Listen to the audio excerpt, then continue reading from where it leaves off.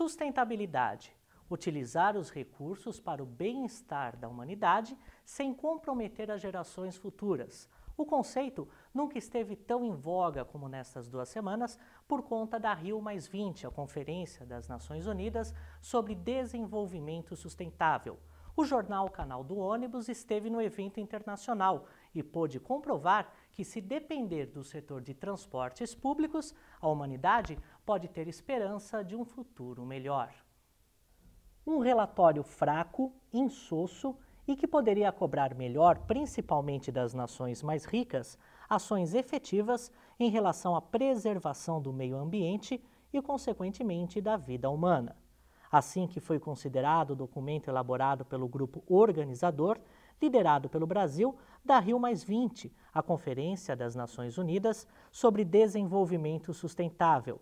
Mas se os formuladores de políticas públicas, inclusive os de mobilidade, podem ter deixado a desejar, a indústria e o setor de pesquisas no Brasil mostraram que estão dispostos a oferecer soluções que de fato atendam às necessidades econômicas, sociais e ambientais, os 3 pilares da tão divulgada sustentabilidade. A Rio+20 foi um desfile de ideias e projetos, alguns que já são realidade. Exemplo é o ônibus elétrico híbrido desenvolvido pela Volvo. O veículo, que pode reduzir em até 90% a emissão de alguns poluentes, foi apresentado numa cerimônia que contou com autoridades de pesquisa do poder público e da indústria. O ônibus funciona com 2 motores que operam em momentos distintos, como explica o presidente da Volvo Latinoamérica, Luiz Carlos Pimenta. Bom, esse ônibus é um ônibus que funciona com 2 motores acoplados no mesmo eixo. Isto é, os 2 motores funcionam naquilo que chamamos paralelo. E ele tem, a principal característica dele é que o motor elétrico funciona nas partes onde mais demanda de torque é exigida, isto é, nas arrancadas. Nas arrancadas é o que o ônibus precisa fazer mais força para sair do lugar. E aí nós usamos o motor elétrico para isso, porque ele não faz barulho, porque ele consome muito menos combustível na arrancada. A arrancada é onde o combustível é mais consumido, a poluição é mais emitida na atmosfera. Então ele arranca com o motor elétrico, até 20 por hora ele vai no motor elétrico. Aí entra o motor diesel, e os 2 trabalham, diesel ou biodiesel, e os 2 trabalham juntos durante o trajeto. À medida que o ônibus freia, ele gera energia cinética, que é transformada em energia elétrica e carrega a bateria. Então, quanto mais ele freia, mais ele carrega a bateria. O que dentro das cidades é uma constante. Ele freia e para, freia e para, freia e para. Então, todo o princípio dele é de recuperação da energia dos freios, transformando isso em energia elétrica para a arrancada. O que proporciona aí? Silêncio na arrancada, você não escuta barulho nenhum. A economia do combustível, que pode chegar a 35%, 40%, e, sobretudo, muito menos gases na atmosfera, porque aí o motor a diesel ele é literalmente desligado. Quando o ônibus para, o motor a diesel desliga.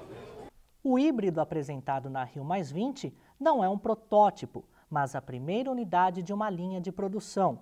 O frotista adquire o ônibus, mas a bateria armazenadora de energia elétrica, que é um dos componentes mais caros, é de propriedade da Volvo. O operador de transporte paga apenas o uso do material, que tem durabilidade estimada de 5 anos. As primeiras 30 unidades vão servir, já entre agosto e setembro deste ano, a cidade de Curitiba, no Paraná. No ano que vem, devem ser mais outros 30 veículos movidos a energia elétrica e biodiesel 100% no motor a combustão. O prefeito de Curitiba, Luciano Dussi, explica que o transporte coletivo já traz benefícios ambientais. Com tecnologias mais limpas, esses ganhos são aumentados. O ônibus ele é já por si só ele é um sistema sustentável, porque você diminui de forma significativa o número de veículos nas ruas. Então, você tendo um ônibus que seja de qualidade, que estimule as pessoas a usá-lo como meio de transporte, você diminui o transporte individual. E o ônibus, daí de uma forma especial, como o ônibus com biocombustível, o ônibus híbrido elétrico, ele diminui de forma significativa a emissão de gases de efeito estufa. Esse ônibus aqui, o híbrido elétrico, com biocombustível, ele diminui quase 90% a emissão de gases de efeito estufa, como da mesma forma o ônibus somente movido já a biodiesel, ele diminui quase 40% da emissão. Eu acho que a gente tem que trabalhar pensando no futuro das cidades, e eu acho que essa é uma forma de se pensar no futuro das cidades, transformar uma cidade mais sustentável com transporte de qualidade. Ônibus como estes devem circular também na capital paulista, podendo inclusive usar o diesel de cana-de-açúcar no motor de combustão. A carroceria do veículo é Marco Polo Viale BRT e possui design mais moderno e equipamentos de operação e de acessibilidade dotados de tecnologias consideradas avançadas até mesmo para os padrões internacionais.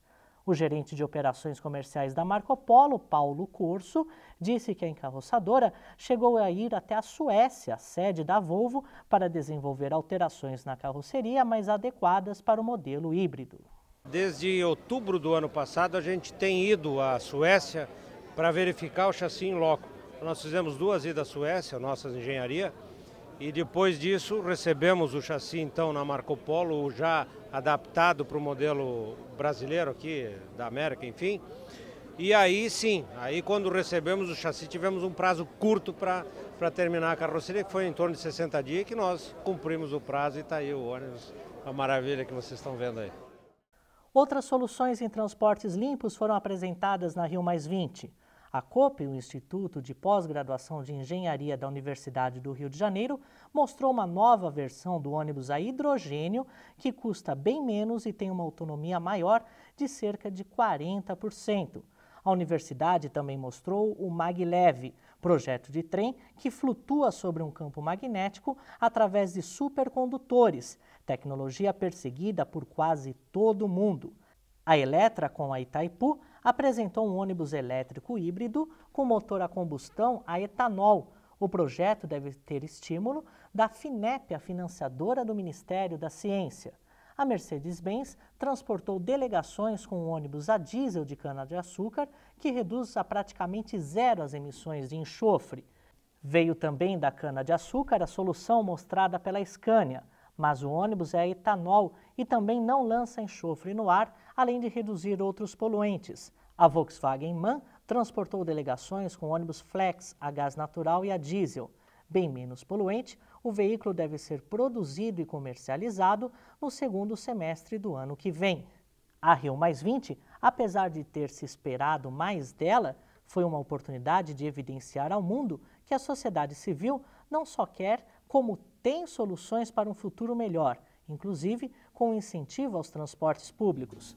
Esperamos que numa eventual Rio+40, Rio+60, Rio+80, Rio+100, as próximas gerações vejam os problemas que hoje discutimos como desafios já superados. Com trabalhos técnicos de Cláudio Lopes, reportagem de Nicole Fantinatti, texto de Adamo Bazzani.